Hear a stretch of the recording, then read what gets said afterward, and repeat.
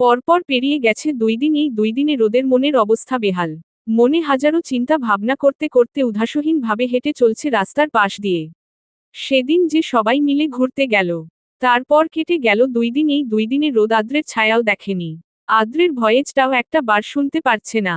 আদ্রকে দেখতে আর শুনতে না পারায় রোদের অবস্থা প্রায় পাগল পাড়ায়। এই 2 দিন কলেজে এসেও আদ্রকে পায়নি। হুটকে লোকটা গেল কোথায়? রৌদ্রকেও জিজ্ঞেস করতে পারছে নাকি নাকি ভাববে এই ভেবে রোদ এতটাই ভাবনায় বিভোর ছিল যে কখন সে রাস্তার মাঝখানে চলে আসলো বুঝতেই পারেনি। হঠাৎ সামনের দিকে তাকাতেই দেখল একটা বড় ট্রাক তার অতি কাছে চলে এসেছে। রোদ চোখ বন্ধ করতেই আদ্রের মায়াবী মুখটা ভেসে উঠল চোখের পাতায়। আহেই জীবনে বুঝি আর লোকটাকে পাওয়া হলো না। আবার চোখ খোলার আগেই কেউ একজন তাকে জোরেশোরে ধাক্কা মারে।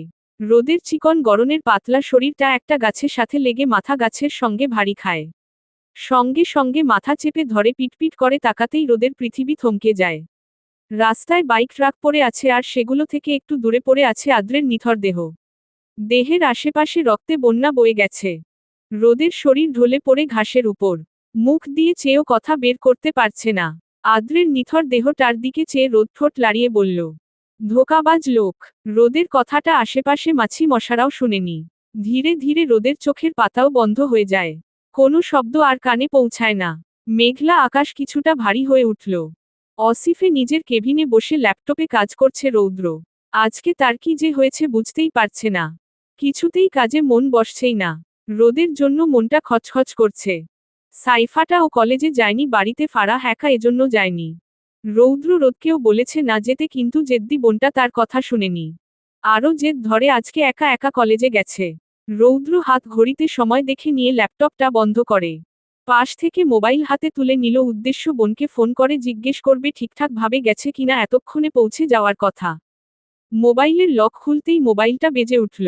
রৌদ্র নাম দেখে কিছুক্ষণ ভ্রু কুঁচকে চেয়ে থাকল। নাম্বার আরও আগেই সেভ করে রেখে দিয়েছিল, কিন্তু কখনো কল দেওয়া হয়নি। কিন্তু এই নাম্বার থেকে যে কখনো কল আসতে পারে রৌদ্র স্বপ্নেও ভাবেনি। রৌদ্রের ভাবনার মাঝেই কলটা কেটে যায়। সঙ্গে সঙ্গে আবারও উষ্ঠা খাওয়াইলি নামে সেভ করা নাম্বার থেকে কল আসলো। রৌদ্র এবার দেরি না করে কল রিসিভ করে কিছু বলতে নিবে, কিন্তু ওই পাশে মেয়েলি কণ্ঠের কান্নারত স্বরে বলা কথাগুলো শোনা মাত্রই রৌদ্রের দুনিয়া ঘুরে ওঠে। মোবাইল অনেক আগেই হাত থেকে পড়ে ভাগ হয়ে গেছে। মাথা শূন্য শূন্য লাগছে, বুক উঠা নামা করছে। এসির মধ্যে শরীর ঘেমে নিয়ে একাকার হাত পা অনবরত কাঁপছে। কিছুক্ষণ স্থির হয়ে বসে থেকে আদ্র আর রোদের কথা মাথায় আসতেই দ্রুত পায়ে কেবিন ছেড়ে বের হয়ে ছুটল। হসপিটালের করিডোরে পায়চারি করছে ইয়ানার 4 ফ্রেন্ড, সুচি, তানিশা, শান্ত আর ইমতিয়াজ। ইয়ানা বেঞ্চে বসে কান্না করেই যাচ্ছে। সুচি আর তানিশা ওকে সামলাচ্ছে। ওরা 5 জন ভার্সিটি ফাঁকি দিয়ে ঘুরতে যাচ্ছিল। যাওয়ার পথে হঠাৎ রাস্তায় মানুষের ভিড় আর অ্যাক্সিডেন্টের কথা শুনে শান্ত আর ইমতিয়াজ দেখতে যায়। ওরা আগে থেকেই আদ্রকে চিনে ইয়ানার ভাই। আদ্রকে এই অবস্থায় দেখা মাত্রই ইয়ানাকে বলে। ইয়ানা এসে ভাই আর রোদের অবস্থা দেখে সেখানেই ভেঙে পড়ে। শান্ত আর ইমতিয়াজ সহ কিছু লোক আদ্র রোদকে হসপিটালে আনে। দুজনেরই ট্রিটমেন্ট চলছে। আদ্রের অবস্থা গুরুতর, ইমার্জেন্সি ওটিতে নেওয়া হয়েছে। ইয়ানা কাকে বলবে ভাবতে ভবতে রৌদ্রের কথা মনে পড়ে। তাই রৌদ্রকেই আগে জানায়। বাড়িতে বললে সবাই ভেঙে পড়বে।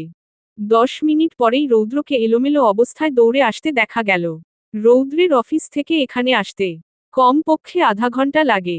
সেখানে রৌদ্র এত দ্রুত কিভাবে আসলো ইয়ানা বুঝল না। রৌদ্র এসে ইয়ানার সামনে দাঁড়িয়ে ঘন ঘন শ্বাস নিতে নিতে জিজ্ঞেস করল, আমার ভাই আর বনু কোথায়?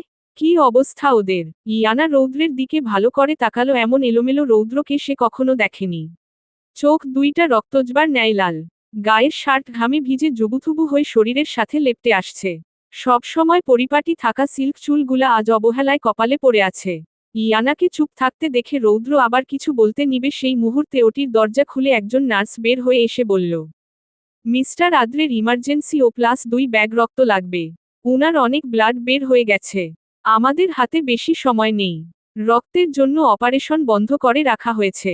আধা ঘন্টার মধ্যে অপারেশন সাকসেস না হলে পেশেন্টকে বাঁচানো যাবে না। নার্সের কথা শুনে রৌদ্র ধূপ করে ইয়ানার পাশে বসে পড়ল। তার কানে বাজছে শুধু নার্সের বলা শেষ লাইনটা, পেশেন্টকে বাঁচানো যাবে না। একটু পর রৌদ্র অনুভব করল কেউ একজন তার কাঁধে হাত রেখেছে। রৌদ্র মাথা তুলে চাইল। শান্ত ওর কাঁধে হাত রেখেছে। এভাবে ভেঙে পড়লে চলবে না ভাইয়া। আমাদের হাতে সময় খুব কম, আমার রক্তের গ্রুপ ও প্লাস আমি এক ব্যাগ দিব। আর আমার বড় ভাইয়েরও সেম রক্তের গ্রুপ, আমি ভাইয়াকে কল করছি, এক্ষুনি চলে আসবে। শান্তর কথা রৌদ্র আটকে রাখা শ্বাসটা ছাড়ল। মাথা নাড়িয়ে হুম বুঝালো। তারপর একজন নার্সকে জিজ্ঞেস করল রোদের কি অবস্থা। নার্সটি জানালো রোদের তেমন কিছুই হয়নি, শুধু মাথায় আঘাত পেয়েছে। ঔষধ লাগিয়ে দেওয়া হয়েছে, কেবিনে আছে, চাইলে দেখা করতে পারবে। কিছুক্ষণের মধ্যে জ্ঞান ফিরবে। নার্সটি চলে যেতেই নার্সের দেখিয়ে দেওয়া কেবিনের দিকে হাঁটা দিল রৌদ্র। তার পিছন পিছন ইয়ানাও ধীর পায়ে উঠে গেল। শান্তকে রক্ত নেওয়ার জন্য নিয়ে গেল। কেবিনের দরজা ঠেলে ভিতরে ঢুকে রৌদ্র ধীর পায়ে হেঁটে বোনের মাথার কাছে দাঁড়ালো, তাকালো বোনের ফ্যাকাশে মুখটার দিকে। মাথায় ব্যান্ডেজ পেছানো। রৌদ্র মাথায় ধীরে ধীরে হাত বুলিয়ে দিতে লাগলো। ইয়ানা একপাশে দাঁড়িয়ে দুই ভাই বোনকে দেখছে। বনু, এই পিচ্ছি বুড়ি, তাকা ভাইয়ার দিকে। রৌদ্রের ডাকে পিটপিট করে চোখ মেলে তাকায় রোদ। রোদকে তাকাতে রৌদ্র নরম কণ্ঠে আবার বলল, কোথায় ব্যথা ইচ্ছে বল ভাইয়া। কে? রৌদ্রের কথায় কোনো প্রতিরূপ না করেই হঠাৎ রোদ মাথা চেপে ধরে চেঁচিয়ে বলে উঠল, আদলো কোথায় তুমি? রোদের এমন কথায় রৌদ্র ইয়ানা দুজনেই অবাক হয়। ইয়ানা দৌড়ে এসে রোদকে জড়িয়ে ধরে কান্না করতে করতে বলল, ছোট্ট পরি, তোর সব মনে পড়েছে? আমার কথা মনে আছে তোর? ইনা আপুই। রোদের কথায় ইয়ানা রোদকে ছেড়ে বসে উপর নিচ মাথা ঝাঁকাল। ছোটবেলায় আহি ইয়ানাকে ইনা আপুই বলে ডাকত। ইয়ানা বলতেই পারত না, আর আদ্রকে আদলও ডাকত, ফাইজকে ফাজ বলে ডাকত। ইয়ানা রৌদ্রের দিকে তাকালো, ইয়ানাকে অনুসরণ করে রোদও তাকল। রৌদ্র স্ট্যাচু হয়ে দাঁড়িয়ে আছে। রোদ হয়তো ভাইয়ের মনের অবস্থা বুঝল। মুচকি হেসে ডাকল, ভাইয়া। সঙ্গে রৌদ্র আঁকড়ে ধরল বোনকে। সে ভয় ছিল যদি তার বোন আগে স্মৃতিগুলা ভুলে যায়, তাকে যদি আর না চিনে। রৌদ্র তো মরেই যেত, কিন্তু তার ভাবনাকে ভুল প্রমাণ করে দিল রোদ। রৌদ্র কাপা কাপা গলায় বলল, আমার কথা তোর মনে আছে বনু? থাকবে না কেন? আমি কি আমার ভাই কে ভুলে যেতে পারি? আমি তোর, তোমারই বোন, তোমার রক্তই তো আমার শরীরে আছে। আমাদের রক্ত তো একই। বোনের কথায় রৌদ্র এবার শব্দ করে কেঁদে দিল। সে কত ভয় ছিল, আল্লাহর কাছে কত শত প্রার্থনা করল। আল্লাহ তার দোয়া কবুল করেছে। রোদও কম কিসে, ভাইয়ের সাথে সেও তাল মিলিয়ে কাঁদছে। ইয়ানা বসে বসে দুই ভাই বোনকে দেখছে, এমন সময় ইয়ানার ফোনটা শব্দ করে বেজে ওঠে। রৌদ্র আর রোদ তাকায় ইয়ানার দিকে। ইয়ানা নাম্বার দেখে কল রিসিভ করে। ওপাশ থেকে বলে শোনা যায় না, আমার ছোট্ট পরীর স্মৃতি ফিরেছে ভাইয়া। ও আমাকে চিনতে পারছে। ওপাশের জন্য কিছু বলেই কল কেটে দেয়। রোদ ইয়ানাকে প্রশ্ন করল, কে ছিল আপুই? ইয়ানা মুচকি হেসে ওর দিল, তোর আরেক পাগলাটে ভাই। যেই শুনেছে তোর স্মৃতি এসেছে, অমনি সাহেব দেশে চলে আসছে। ফাইজ ভাইয়া। হুম, যখন তোকে পাওয়া যায় তখনই আসার জন্য পাগল হয়ে গেছিল। কিন্তু ভাইয়া আসতে দেয়নি, বলেছে তোর স্মৃতি নেই, আসলেও চিনবি না। ইয়ানার মুখে ভাইয়া শুনে রোদে ভিতর নড়ে উঠে। মনে পড়ে আদ্রের নিথর দেহটা। উনি কোথায়? রোদের কথায় রৌদ্র বলল, ও ঠিক আছে, ঘন্টা দুয়েক পর দেখতে পাবি, এখন রেস্ট নে। সত্যি উনি ঠিক আছে তো ভাইয়া? হুম, তোকে দেখলে পাগলটা কত খুশি হবে জানিস। তুই রেস্ট নে, ভাইয়া আসছি। তারপর ইয়ানার দিকে চেয়ে বলল, তুমি বনুর কাছে থাকো, আমি ওদিকাটা দেখছি। ইয়ানা মাথা নাড়িয়ে সায় দিল। রৌদ্র বের হয়ে চলে গেল। ওটির সামনে পায়চারি করছে রৌদ্র। ভিতরে অপারেশন চলছে। টানা 40 মিনিট পর ডাক্তাররা বের হলো। রৌদ্রকে দেখেই দা সোহেল হেসে বলল, চিন্তার কারণ নেই, বিপদ মুক্ত, অপারেশন সাকসেসফুল। একটু পর কেবিনে শিফট করবে। ঘন্টা খানেকের মধ্যে সেন্স ফিরে আসবে। রৌদ্র ধন্যবাদ দিয়ে হাত মিলালো। ঘন্টা খানেক পর একজন নার্স এসে জানালো আদ্রের জ্ঞান ফিরেছে।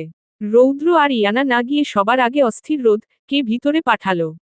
দরজা ঠেলে ভিতরে ঢুকে দেখল আদ্র পিটপিট করে চোখ মেলছে। পুরা মাথায় ব্যান্ডেজ, হাতে পায়েও ব্যান্ডেজ করা। বুকের ক্ষতগুলা স্পষ্ট দেখা যাচ্ছে খালি গায়ে হওয়ায়। এমন আদ্রকে দেখে রোদ আর নিজেকে সামলাতে পারল না। দৌড়ে গিয়ে হামলে পড়ল আদ্রের বুকে।